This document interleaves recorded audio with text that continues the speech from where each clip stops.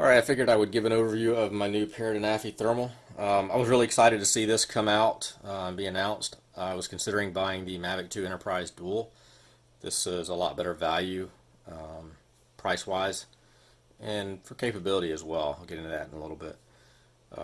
Anyway, one thing I did notice is a friend of mine has the regular Anafi, and this is smaller and lighter. The arms are actually shorter as well. So I put it up beside his and could see the size difference. But anyway, I like the overall design. Feels a little fragile for me, especially the props. They're very, very thin, and they have a little bit of up and down movement on the screw on the motor. Not too happy about that. And I am hearing a little bit of vibration. It may be from one of these. I've already had to replace 3 of the props. I'll get into that in a little bit. But otherwise, yeah, I like the layout, the design. It's a nice setup. It's nice and small. I don't particularly care for how hard it is for the batteries to go in and out. A lot of times, just putting the battery on, you accidentally turn it on. So I found that I have to put it on like this and then push it forward without touching the top at all. I've got another video that goes over how I've got one bad battery and it's already caused me to crash from forced landings. You can search my YouTube channel for that. But one thing I did, I won't get into all the details on the bad battery, but one thing about these are you can touch anywhere, you can press anywhere on top of the battery and it turns it on or off. I don't really like that. You don't even need to touch the power button. You can just press here or here. Not a very good design, but anyway, that's the airframe is pretty nice. I did find out I was going to put a LED strobe on the back. I was going to put it on the arm, but I see that there are antennas on each arm, so didn't do that. But otherwise, I like the size. I like the way it handles in the air because of the size and everything. The cover that comes for the camera I don't care for. It's rubber, and when it fits on, it has a really good grip. It's very difficult to take off. I'm probably going to wait. There'll probably be a 3D file to print one, or I may make one that's hard plastic that goes over the arms and holds it. The rubber one just goes over the camera. But anyway, that's pretty much the overview of the aircraft itself.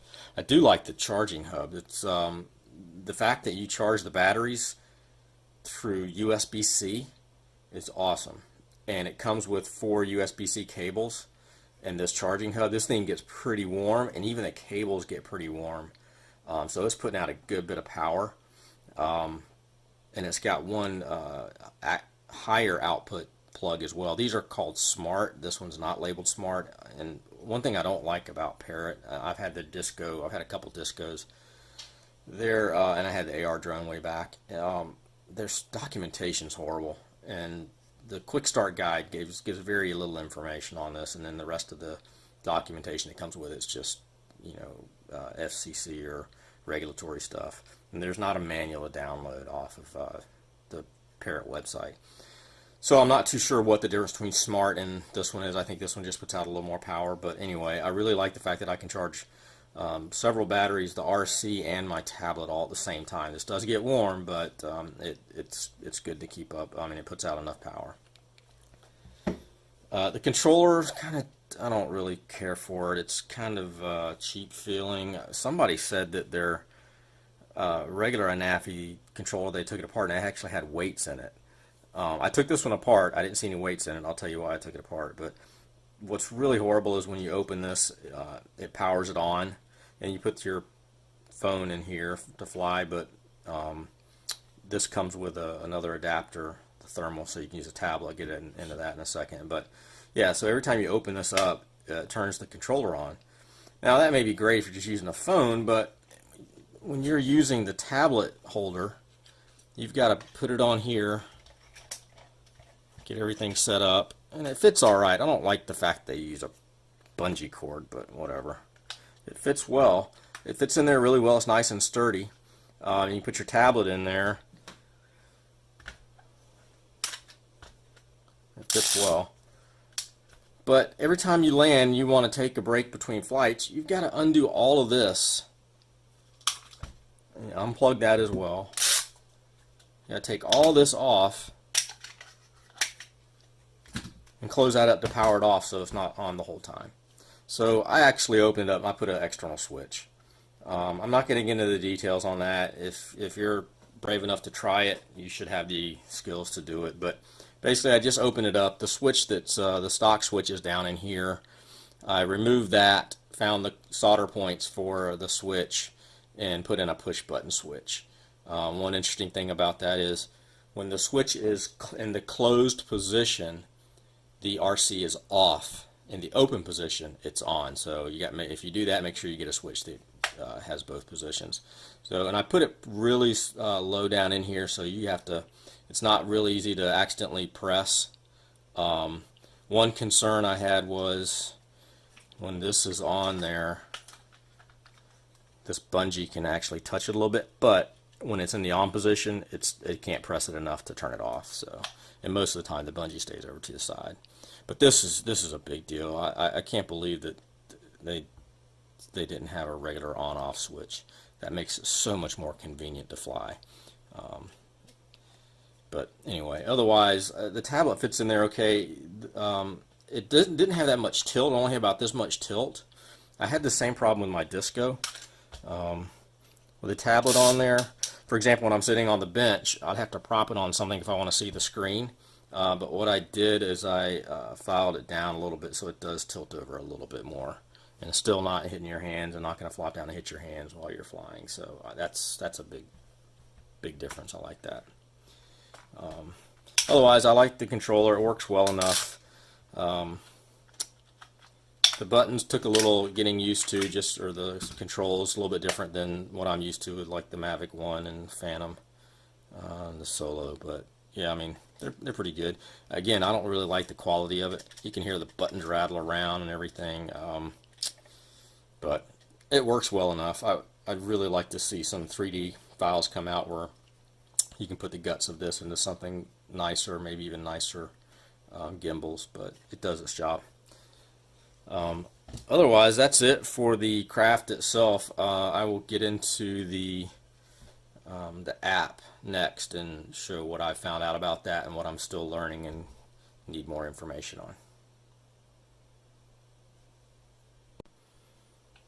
on. Before I get deep down into the app, a couple things here I'll just mention.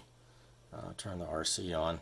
About half of the time when I plug in the USB cable, does it recognize the RC and open the Free Flight 6 app? I'll try it here, see if it does on the first shot or not. Probably will now that I'm recording it. And this is an NVIDIA Shield, by the way, with Android 7, Android 7 something, which is hardware should be way more than enough, and Android 7 is the minimum for the latest update for the Free Fly 6. But you see, it didn't even recognize the RC. I've tried different cables. Same thing for all. You just have to keep unplugging it and replugging it. Really annoying sometimes. I hate redoing the side one all the time. I don't want to wear my tablet plug out. But I've looked online. A lot of people had this problem. Some people say you got to do it very quickly, so you finally recognized it. Nothing's changed. I mean, it's not a bad cable. I've tried many different cables. It's just hit or miss on that.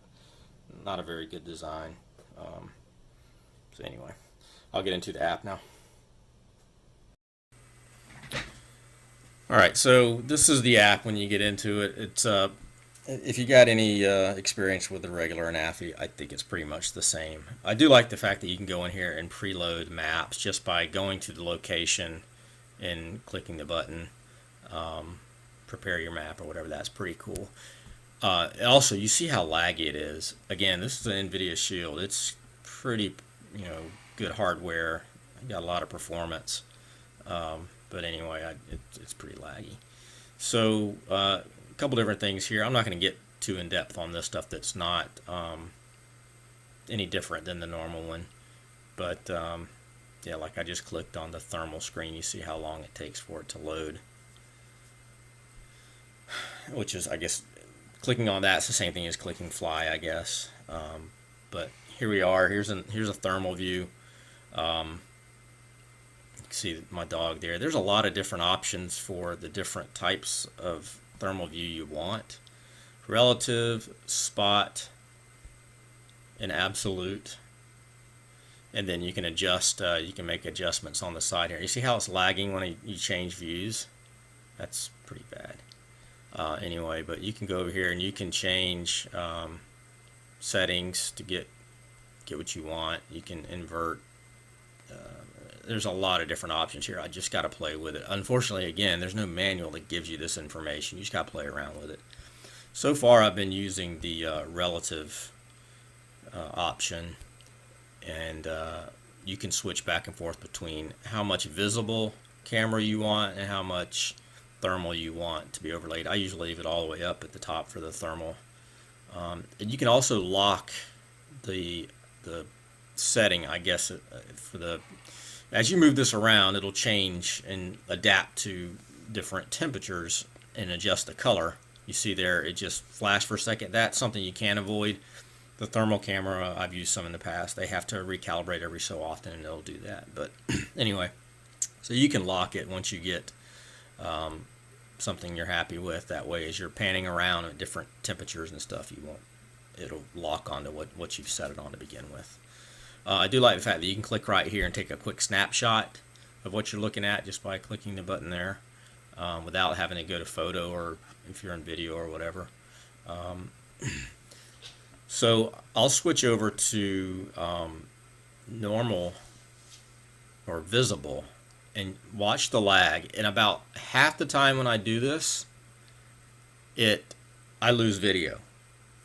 It just goes blank and stays black. Now I still have telemetry, but I have to either switch back and forth between visible and thermal. Sometimes that'll get it back. Sometimes restarting the RC controller will get it back.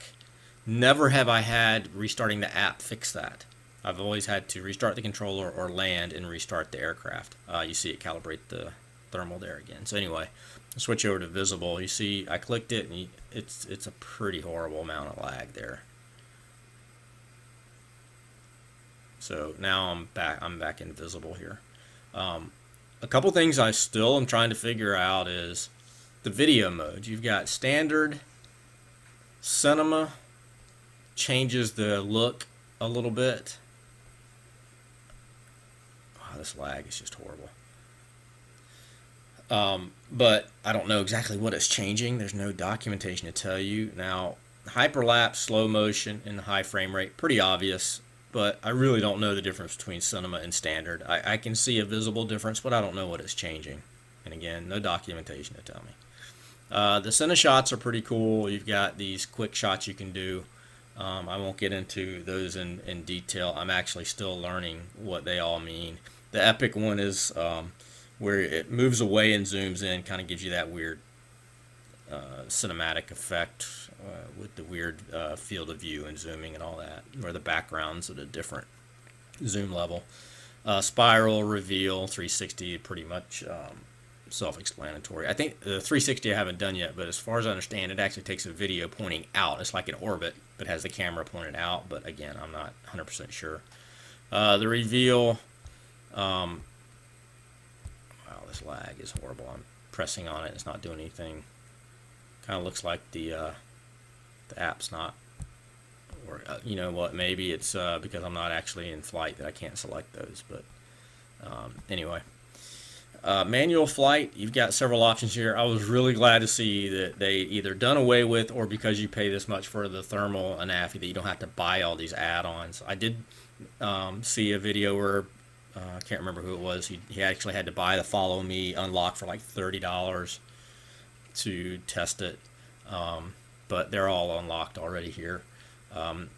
I haven't tried all of them. I've tried most of them. They all work pretty good. I'm really impressed with the Follow Me. It's so much better than DJI implementation. It really is hard to lose track of something on here. It's pretty cool. That's pretty much it for that. I am shooting mostly on 4K 24. I have played around a little bit with some of the pro settings, but until I need them for certain lighting conditions, I'm going to leave it on auto. It seems to work pretty good. Also, I'll go back to thermal view here.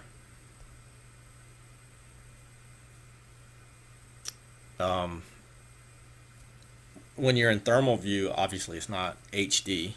It records at 9 frames per second. I think it must upconvert to 720. I think it's 720. I'm not exactly sure, but anyway, the file size is a lot smaller on video. Works pretty good though. I mean, it's thermal. You're not doing anything cinematic with it. You know, you're using it for what it is. You can see as my dog got out of there, the colors changed because that was the hottest thing. Now it's looking for something else as hot. So there's quite a few things to switch and change here in the thermal settings. I'll go into the settings and wait on it to catch up. So much lag. Thermal settings here. So most of these are pretty obvious. Fahrenheit, Kelvin, Celsius, what you want the temperature to be represented in. What you've got fusion, white hot, black hot, and I usually and rainbow as well. I usually even in fusion. Temperature range, if you're doing something very high temperatures, it tells you right there to select something different, the very high temperature option. Emissivity and reflected temperature. Now, I've done a little bit of research online to get an idea of what those mean and how you're supposed to use them. I played around with them a little bit from what I found online. I really didn't see a big change in the image, but I'm not an expert on that. I'm actually going to be attending a FLIR class before too long, or hopefully I can get some more information on that.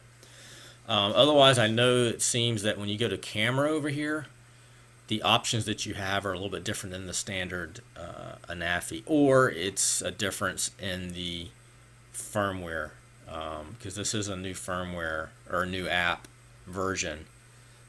So maybe what I'm looking at online for these options have changed just because the app is more updated. And I think some of the options that were in this screen are now available on the main screen. But everything else is pretty self-explanatory. God, this lag again is just horrible. And I just booted this tablet up. Hasn't been running for a long time. Full charge battery. Not any extra apps running in the background. Anyway, but yeah, all these I did play around and change some of the settings between sport and film. Seems to handle pretty good. I did find so when I first was out flying and had upped the speed and was in sport, I was moving around pretty good and I crashed. It just started descending and there's nothing I could do about it. I slowed down as quick as I could, and when it hit, it was still moving forward, and it flipped over, messed up 3 props, dinged the side of it a little bit, so I had to replace those like the first day flying. I didn't know what caused it. I looked at the logs and saw the battery drop. I figured the battery was just sagging, but come to find out, I've got a bad battery, and it's happened several times. I finally identified that it's just one battery that's causing it. It was good from 100% to 0 randomly and cause a forced land. Fortunately, I wasn't flying anywhere like over water or over trees or something where that would have really destroyed it. I would have really been upset. But I've got a email to Drone Nerds where I got this about the battery. I went on the Parrot website, and you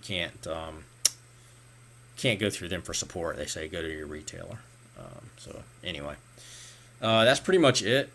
I guess my biggest complaint is, one, coming with a bad battery causing it to crash, and just the horrible slowness of the app. I mean, come on, I understand that iOS is easier because it's all standard hardware, but you know, other companies out there figure out a way to get the app to work smoothly. And it crashes randomly too. It probably crashes once every 2 flights, just not even touching the screen, or if I am touching the screen, something just like changing a video setting or something, it just crashes, and most of the time it'll restart right away. But anyway, that's my overview. I'm still going to do some research on all the thermal settings particularly, and see what the different options are. So thanks.